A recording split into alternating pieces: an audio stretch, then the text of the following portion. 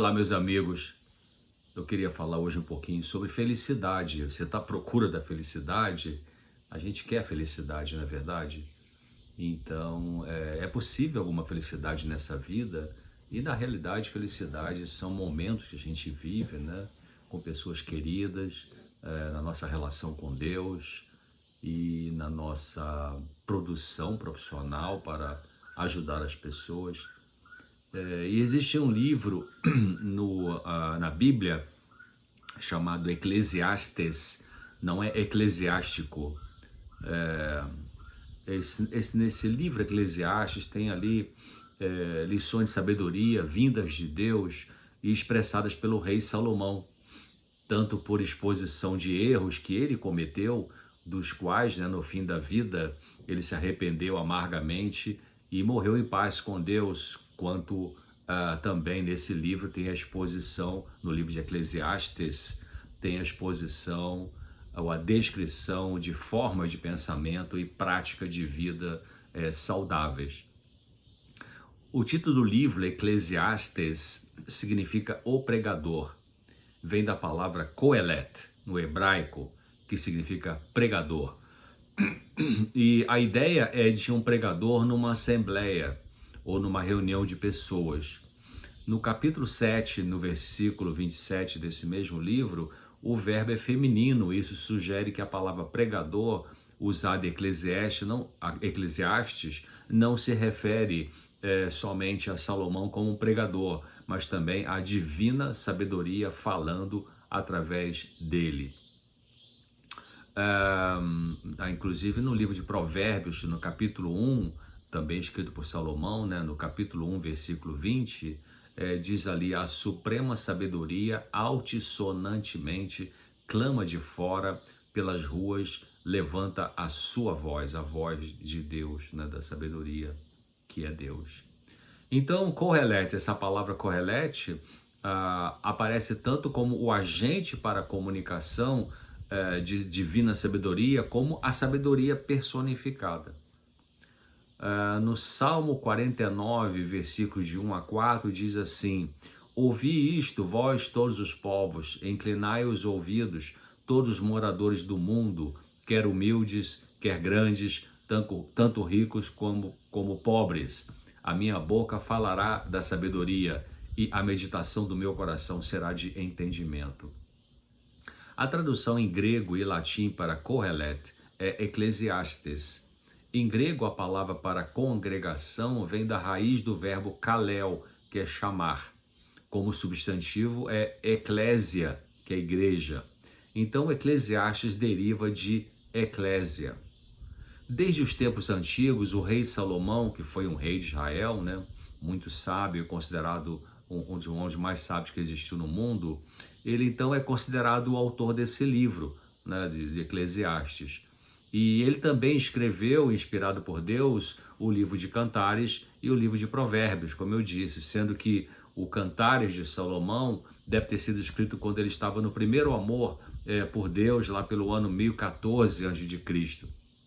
E o de Provérbios, num período mais adiante, no ano 1000 a.C., e Eclesiastes na sua terceira idade, em 977 a.C. E Salomão, o rei Salomão, morreu em 931, 930 ali antes de Cristo, nessa faixa de ano aí. O tema do livro de Eclesiastes, ainda que Salomão era preeminente entre os reis hebreus, tanto em sabedoria quanto em prosperidade temporal, ele relata como todas essas vantagens de ser um rei, né, falharam para prover a verdadeira e duradoura felicidade. Como então pode ser, como que o ser humano pode adquirir felicidade? Ao cooperar com seu Criador e assim realizando o divino propósito que trouxe que nos trouxe, né, à existência. Havendo considerado a incerteza da felicidade humana, o pregador se volta para contemplar a real miséria com a qual o mundo está cheio. Para o mundo cheio de estresse, o sábio homem não propõe nenhuma espécie de estado de bem-estar como uma solução para as desigualdades e injustiças sociais. Na medida em que o pregador delineia o seu levantamento da condição do mundo mais de perto, ele coloca uma série de sugestões práticas. Individualmente, nós deveríamos dar ajuda possível ao pobre e aos que sofrem. Mas a coisa mais importante é dar o nosso coração e nossas afeições a Deus e ceder obediência a Ele, e assim estar preparado para o julgamento final e, mais que isso, crescer na paz interior apesar das lutas da vida. A entrega da nossa vida a Deus simplifica grandemente o problema da vida, né? Como que é essa entrega? Interessante que os 3 primeiros passos dos 12 passos usados por grupo de ajuda mútua, por exemplo, Alcoólicos Anônimos, Narcóticos Anônimos, eles usam os 12 passos, né? Tradições e conceitos também. Mas os 3 primeiros dos 12 passos, o primeiro diz assim, eu vou ler aqui: admitimos que éramos impotentes perante, aí você diz aquilo que você é impotente, né? O álcool, a droga ilícita, né?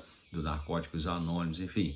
Admitimos que éramos impotentes perante o problema, que você é impotente para mudar, e que tínhamos perdido o controle da nossa vida, de nossas vidas. O segundo passo, viemos acreditar que um poder superior a nós mesmos poderia nos devolver a sanidade. E o terceiro passo, tomamos a decisão de entregar nossa vontade e nossa vida aos cuidados de Deus como nós o concebíamos. Então, a gente deve fazer a nossa parte e deixar as consequências com Deus.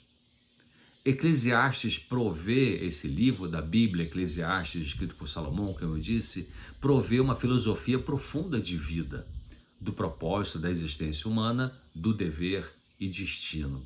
Ao colocar suas experiências pessoais, Salomão ele ensaia guiar outras pessoas no caminho da fé em Deus. Ele narra sobre a tirania do mundo, sobre as injustiças, né? Sobre os desapontamentos que podem minar a fé do homem no seu Criador. Mas que o dia da retribuição não pode, diz ele, né, ser ignorado ou adiado indefinidamente. Mesmo que desigualdades persistam por um tempo, elas são frequentemente medidas disciplinares. O que podemos aprender com elas? Existe sofrimento evitável? Dor é diferente de sofrimento? Sofrimento pode ser resultado de escolhas ruins que eu faço em minha vida e que, se portanto eu tomar melhores escolhas, o sofrimento não precisa acontecer na minha vida. Já a dor é inevitável e o melhor a fazer com ela não é negá-la, é experimentá-la, expressá-la adequadamente, sem perder o controle emocional, para pessoas expressar, né, para pessoas confiáveis e éticas, e finalmente deixar essa dor ir embora. Portanto, o dever e a final felicidade do ser humano consiste em viver a vida com determinação e para aproveitar as suas oportunidades e fazer o melhor delas, e Deus cuidará do futuro.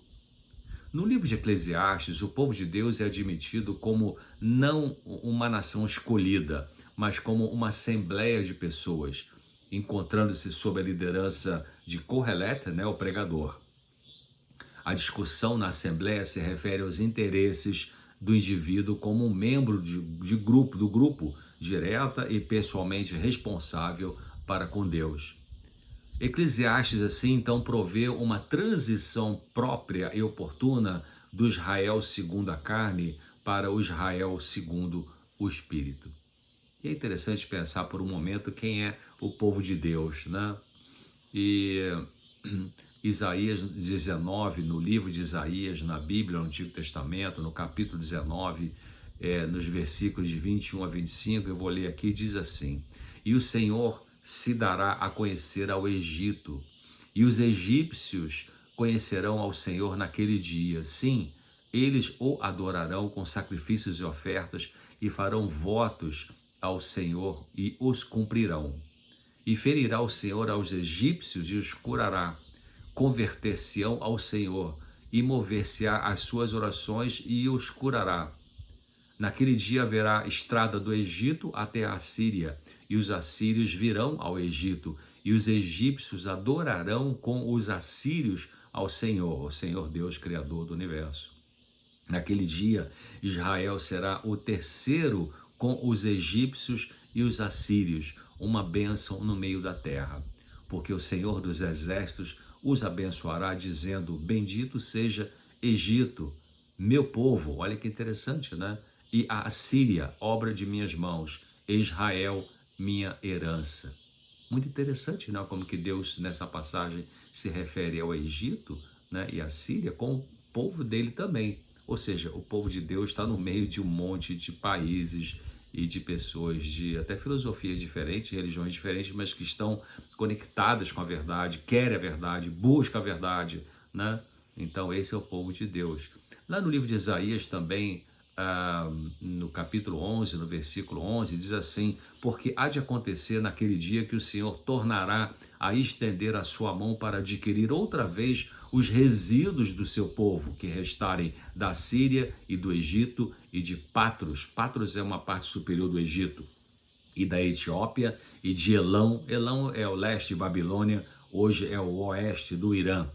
E também de Simear, que é o sudeste de Babilônia, e de Ramate, hoje é Amã, capital da Jordânia, e 188 quilômetros de Damasco e das ilhas do mar.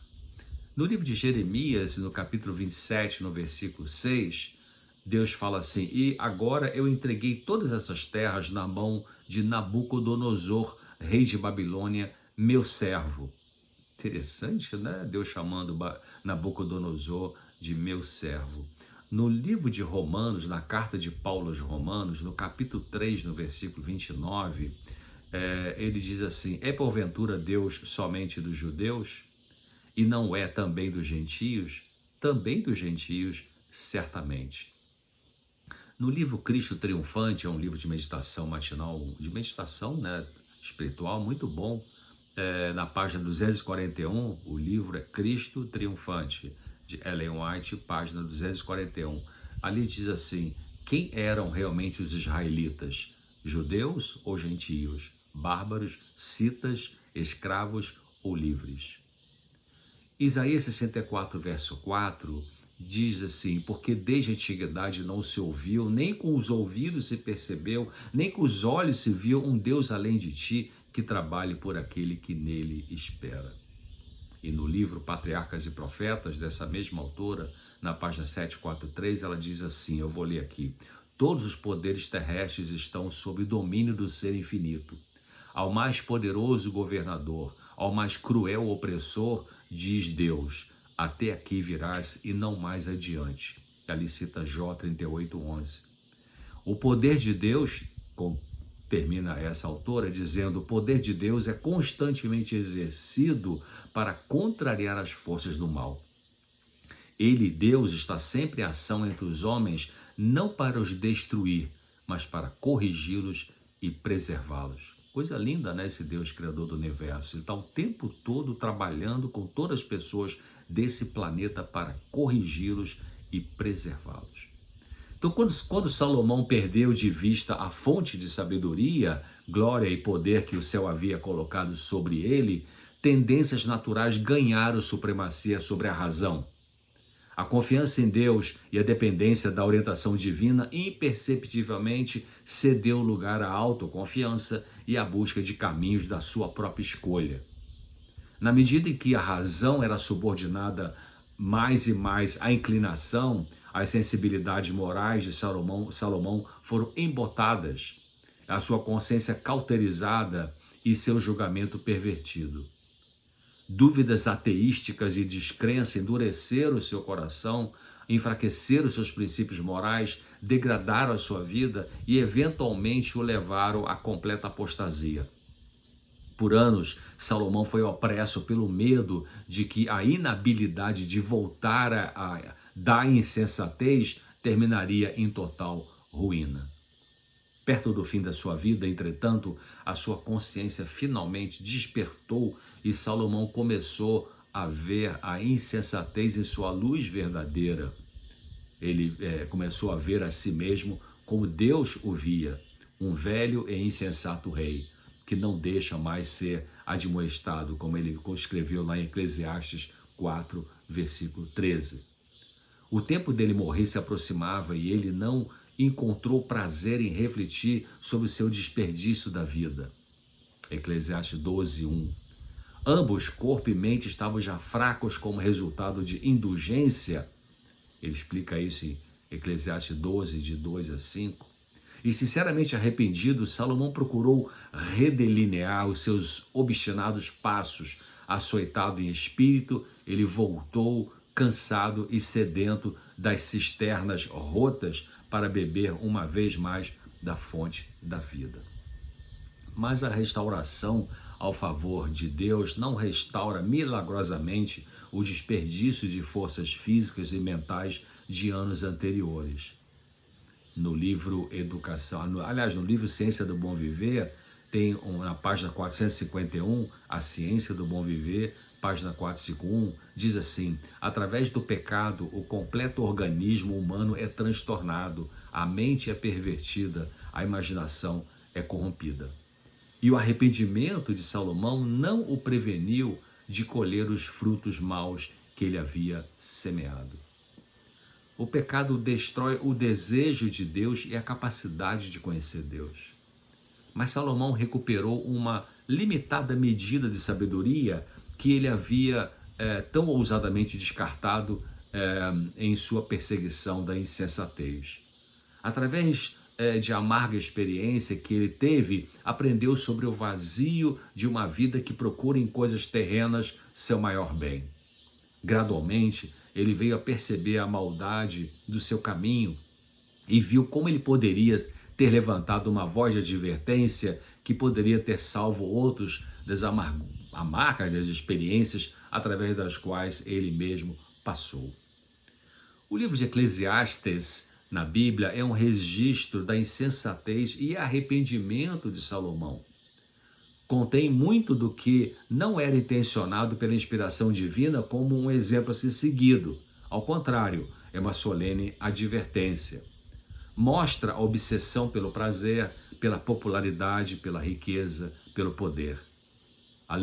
Aliás, isso é indicativo de culto a Baal, um falso deus de povos do Antigo Testamento. Você sabe o que é culto a Baal hoje em dia? O culto a Baal hoje não é um falso deus, é exaltação do humano sobre o divino, louvor aos líderes populares, culto a Mamon, à riqueza, ao poder econômico, exaltação dos ensinos da ciência sobre as verdades da revelação divina na Bíblia. E também culto a Baal tem que ver com a exaltação da razão humana acima da palavra de Deus. Isso está no livro Profetas e Reis, página 170. Mas a linha que une essa triste narrativa é a análise de Salomão nos processos perversos de pensamento pelos quais, em sua própria mente, ele justificava a sua conduta obstinada. Algumas porções de Eclesiastes que retratam a experiência e forma de pensar dos anos de apostasia de Salomão não devem ser tomadas como representando a mente e a vontade do Espírito de Deus. Atitudes cínicas como no capítulo 2, versículo 17, ou no 4, versículo 2, ou no 7, versículo 1 e 28, não tem nada a ver com o modelo para cristãos. Ao estudar o livro de Eclesiastes, é, portanto, muito importante diferenciar entre o arrazoar pervertido de Salomão e o insight, a percepção que veio pelo seu arrependimento. E é muito interessante como que Deus, ele é justo e ele colocou na Bíblia, não botou panos quentes em ninguém na Bíblia. Deus permitiu que aparecesse no relato das Escrituras Sagradas as histórias de pessoas do seu povo, e que fizeram besteiras para que então a gente pudesse aprender com essas experiências aí. Bom, vamos ver agora um pequeno tira-gosto, ou amostra grátis do livro de Eclesiastes. No livro de Eclesiastes, no capítulo 1, no versículo 9, está escrito ali: o que foi, isso é o que há de ser. E o que se fez, isso se tornará a fazer, de modo que nada há novo debaixo do sol. Nós temos uma rotina diária, não é mesmo? O que faz essa rotina não virar estressante? Depende do motivo, que nós colocamos em nosso coração para realizar essa rotina. É por amor a alguém?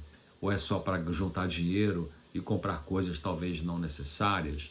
Vai beneficiar alguém? Ou é só para seu prazer egoísta? O Dr. Jim Ornish, ele é um cardiologista da Universidade de São Francisco, na Califórnia, e num livro dele muito bom chamado Amor e Sobrevivência, na página 95, 96, ele fala assim: eu comecei a compreender que a escolha não está entre trabalhar e não trabalhar, realizar ou não realizar, mas é a intenção por trás da ação. Não a ação propriamente dita que determina se o trabalho conduz à cura e à alegria ou ao sofrimento e à doença. Um dos meus provérbios zen favoritos, diz o Dr. Ornish, diz assim: antes da iluminação, corte lenha, carregue água. E depois da iluminação, corte lenha e carregue água. As ações parecem iguais, o trabalho pode ser pesado, mas a motivação é completamente diferente. A simplicidade na vida facilita tudo. Simplicidade no vestir, no comer, no consumo de coisas, né? No Eclesiastes capítulo 2, versículo 10, diz assim: e tudo quanto desejaram os meus olhos não lhe neguei, nem privei meu coração de alegria alguma. Ou seja, Salomão se deu tudo o que alguém pensa que se tiver vai ser feliz. Muitos pensam e acreditam que se tiverem mais um título, mais um imóvel, mais uma conta bancária, então ficarão felizes. Mas quando chegam lá, depois de algum tempo, percebem que permanece um certo vazio interior. Quando eu vejo o saldo da minha conta bancária, a minha carne, minha parte carnal, logo pensa: quando receberei novamente e quanto aumentará o meu saldo se eu não gastar muito? Eu estou aprendendo a desenvolver o desapego, que faz parte da liberdade. Hoje eu sei, o Dr. Ornish diz uma frase assim, completando aquela ideia anterior, ele fala assim: hoje eu sei que o verdadeiro poder se mede não pelo número de coisas que se tem, mas pelo número de coisas que se pode deixar de lado. E ele também comenta sobre um biólogo de Harvard que ganhou o prêmio Nobel. Ele fala assim: o Dr. George Wald, o biólogo de Harvard, ganhador do prêmio Nobel, certa vez ele escreveu dizendo assim: o que realmente precisamos não é do prêmio Nobel, mas de amor. Como pensam que se consegue o prêmio Nobel? Desejando amor, isso é tudo. Desejando com tanta intensidade que se trabalha o tempo todo e se acaba ganhando o prêmio Nobel. É um prêmio de consolação, o que importa é o amor. Outra pensamento do livro de Eclesiastes está no capítulo 3 e no versículo 1, que diz assim: tudo tem seu tempo determinado e há tempo para todo o propósito debaixo do céu. Existe um ritmo nas emoções, não é verdade? Eventos agradáveis e dolorosos produzem sentimentos. Emoções sempre têm um componente corporal, visceral, uma ressonância no nosso corpo. A razão não pode e não deve eliminar emoções que precisam ser expressadas e experimentadas, a não ser que você queira ficar com sintomas no corpo como expressão dessas emoções represadas indevidamente ou soltas indevidamente com pessoas impulsivas, né? Por isso, em Eclesiastes, é dito que existe tempo para rir e para chorar, tempo de amar e de odiar, tempo de abraçar e de se afastar. Isso está no capítulo 3, no versículo 4, 5 e 8. Imaculée Ilibagiza, ela foi uma mulher que sobreviveu àquele genocídio terrível que aconteceu em Ruanda muitos anos atrás. Ela escreveu um livro fantástico chamado Sobrevivi para Contar. E ela diz assim: não se pode prever quanto tempo será necessário para curar um coração partido. Em Eclesiastes, do capítulo 5, versículo 2, está escrito assim: sejam poucas as tuas palavras. E eu diria, ao falar com Deus e com as pessoas. E é importante pensar numa frase que diz assim: diga o que você quer dizer. Dê sentido ao que você diz, mas não diga agressivamente. Você pede coisas, você explica que a pessoa está abusiva e pede para ela parar. Você fala demais e com isso não escuta as pessoas, nem você mesmo. Quando você ora a Deus, tem algum momento em que você diz: Senhor, fale comigo, por favor, deixa-me escutá-lo? Ou você só fala o tempo todo? Então, a Bíblia diz: sejam poucas as tuas palavras. Talvez a gente vai ficando mais idoso e vai adquirindo, se vai adquirindo sabedoria, talvez a gente fale menos. No livro de Eclesiastes, no capítulo 5 e no versículo 18 e 19, diz assim: E quanto ao homem a quem Deus deu riquezas e fazenda, Deus lhe responde na alegria do seu coração. A riqueza pode ser um dom de Deus, e ela será saudável só quando o seu coração não estiver nela e ela for um meio de abençoar outras pessoas. Você pode experimentar a alegria que vem de Deus quando você dá de coração, porque dar de coração é um dom de Deus. O Salmo 43, versículo 4 diz assim: Então irei ao altar de Deus, do Deus que é a minha grande alegria. E você sabe que na minha Bíblia tem um asterisco ali, dizendo para eu ler no pé da página, mostrando que esse Salmo 43, 4, não é, no original hebraico, não é irei ao altar de Deus, do Deus que é a minha grande alegria. Sabe qual é o original? Irei ao altar de Deus, do Deus que é a alegria da minha alegria.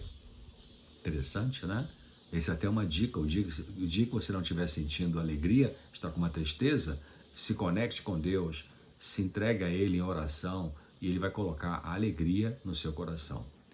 Riquezas também podem ser, eu falei aqui, né, que a riqueza pode ser um dom de Deus, mas a riqueza também pode ser a serenidade, o discernimento, a inteligência, a saúde, um coração misericordioso, a mansidão, a simplicidade, a cortesia. No capítulo 6, no versículo 9 de Eclesiastes, diz assim: é melhor estar satisfeito com o que você tem do que estar sempre querendo mais. Tem outra versão que fala: melhor é ver o que se deseja do que desejar o que se ignora. É só para a gente pensar. No capítulo 7 de Eclesiastes, no versículo 9, está escrito assim: não te apresses no teu espírito a irar-te, porque a ira abriga-se no seio dos tolos. E o Dr. Ornish, ele comenta assim que ele fala sobre um estudo científico feito nessa questão de raiva, e ele fala assim que numa análise de mais de 45 estudos científicos, a hostilidade apareceu como uma das mais importantes variáveis da personalidade nas doenças coronárias. Os efeitos da hostilidade são iguais, diz ele, cardiologista da Universidade de São Francisco, na Califórnia. Os efeitos da honestidade são iguais ou maiores em magnitude aos dos tradicionais fatores de risco de doença cardíaca, como o alto nível de colesterol, a pressão alta e assim por diante. E ele diz assim: na minha opinião, a hostilidade é uma manifestação de algo mais fundamental: solidão e isolamento.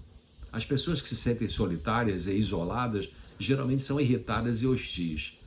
Quando agem com raiva e hostilidade crônicas, afastam as outras pessoas, o que cria um ciclo vicioso que as faz sentir mais solitárias e isoladas.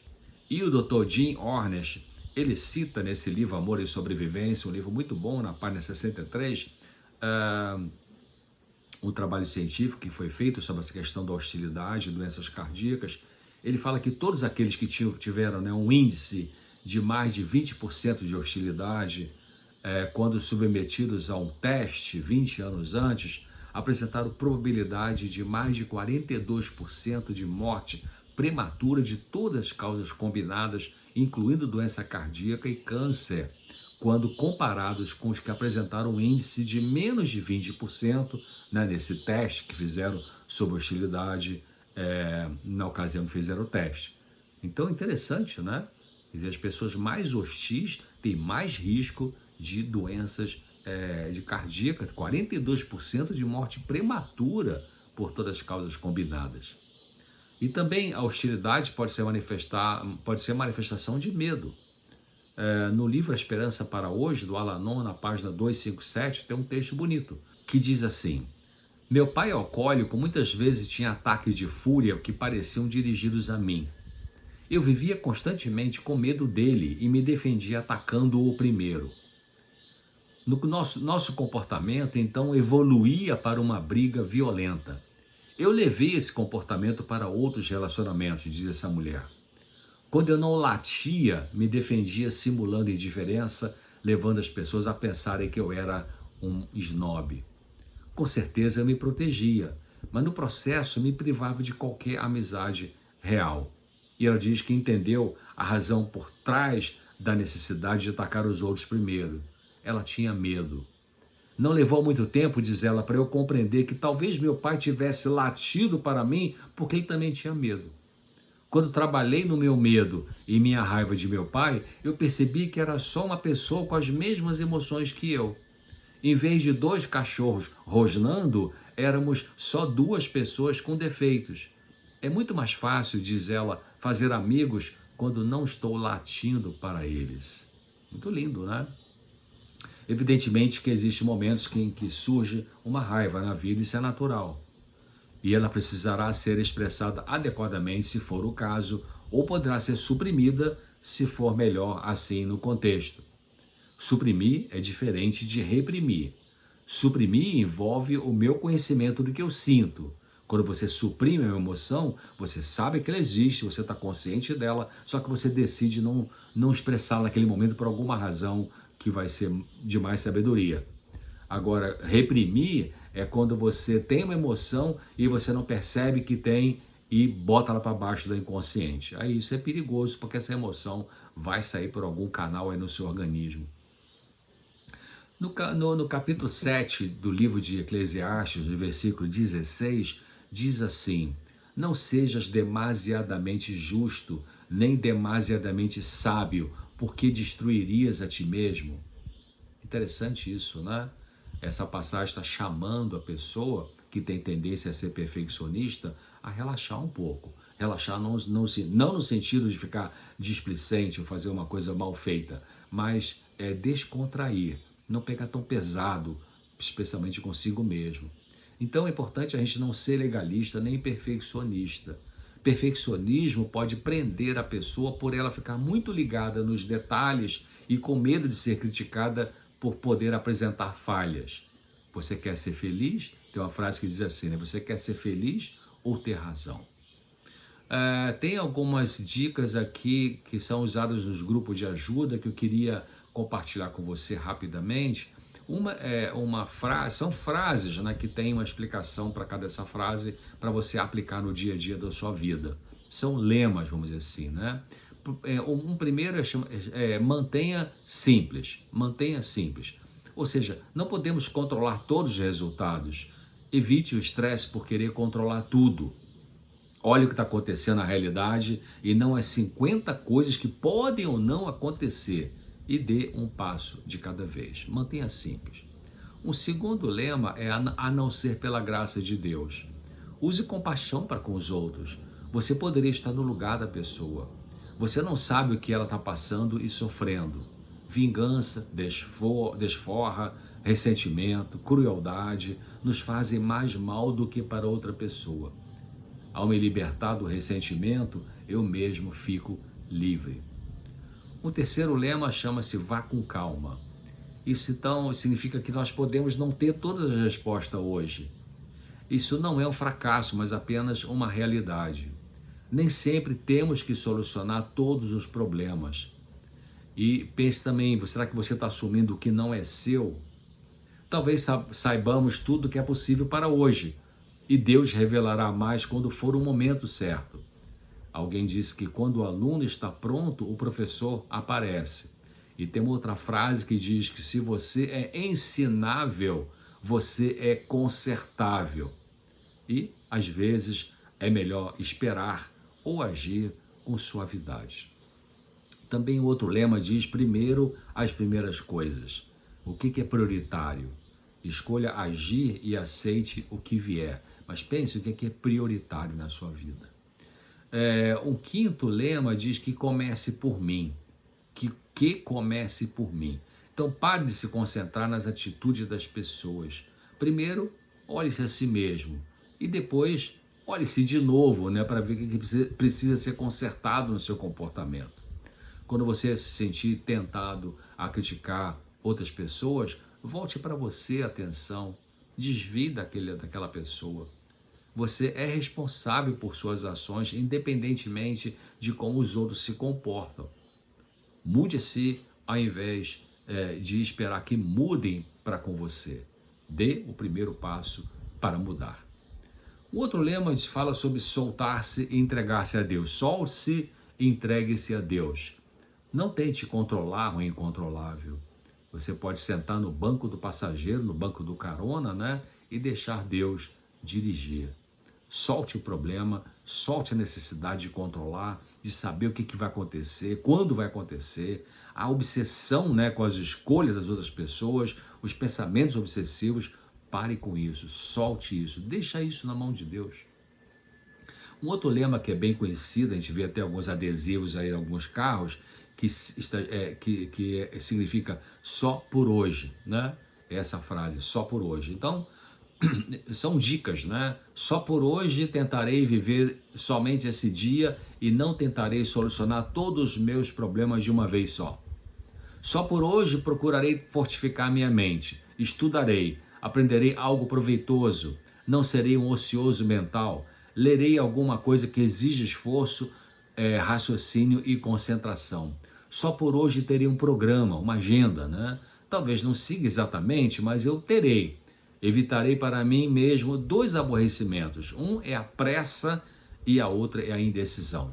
Só por hoje eu exercitarei minha mente, meu espírito de 3 maneiras. Primeiro, praticarei uma boa ação sem que ninguém fique sabendo, senão não valerá. Segundo, farei pelo menos 2 coisas que não tenha vontade de fazer, apenas como exercício, né, da vontade. Terceiro, e mesmo que meu amor próprio esteja ferido, hoje eu não vou demonstrar isso a ninguém, só a Deus. Como então o ser humano pode adquirir felicidade? Ao cooperar com o Criador e assim realizando o divino propósito que trouxe você à existência. Eclesiastes, no capítulo 12 e versículo 13 e 14, então Salomão, na sua reconversão a Deus, né, ele diz assim, de tudo, Eclesiastes, capítulo 12, versículo 13 e 14, de tudo o que se tem ouvido, o fim é, teme, né, no sentido de respeito, teme a Deus, respeita a Deus, tenha reverência para com Deus e guarde os seus mandamentos, os mandamentos de Deus, porque esse é o dever de todo homem, foi para isso, né, que nós fomos criados, porque Deus há de trazer a juízo toda boa obra e até tudo que está encoberto, quer seja bom, quer seja mal. Então Deus quer fazer de você uma melhor pessoa, Deus quer estabelecer em você, instalar em você a felicidade, que tem muito a ver com a fé nele, né? A crença de que Deus está no controle, que, como eu li um texto que belíssimo, né? Que fala que Deus está sempre em ação entre os seres humanos, não para destruí-los, mas para corrigi-los e preservá-los. Na medida que a gente consegue acreditar nisso, então a gente pode relaxar, e relaxando a gente pode ter mais felicidade. Bom, era isso que eu queria compartilhar com você. Fique com Deus e até breve.